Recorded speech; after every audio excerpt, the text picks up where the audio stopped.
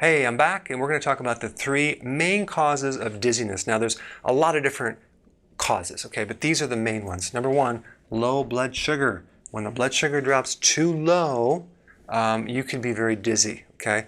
In that case, you need to add more fat to your meal to go longer without crashing your blood sugars, or not go too fast with intermittent fasting. Gradually go into it, starting with 3 meals, no snacks, and gradually go to 2, or else you might feel symptoms of low blood sugar. There's a whole bunch of things you can do to improve low blood sugars. I'll put a link down below rather than do it in this video, so you can study that. But it's temporary when you do keto. Eventually, you're going to basically burn fat and not have this problem. Number 2, low blood pressure. This can come from just doing the keto, dumping all this water, and just not having the volume of fluid to maintain the blood pressure. You need more salt, sea salt. That's the best thing to bring up low blood pressure and actually start making you feel normal again.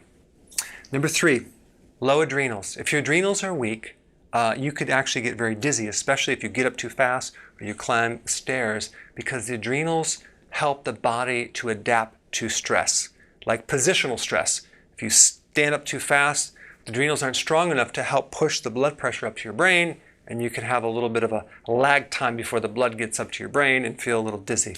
So that's what that is. I'll put a link down below what to do if you have adrenal issues. There's solutions for everything. All right, so in summary, what you want to do is you want to narrow in on what potentially could be your problem and then learn more about it. And I have solutions in videos down below.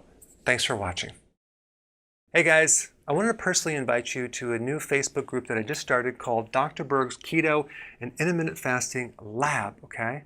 So I created this so we can share our successful actions, what worked, what didn't work, your results. So I put a link down below. So go ahead and sign up and I'll see you inside.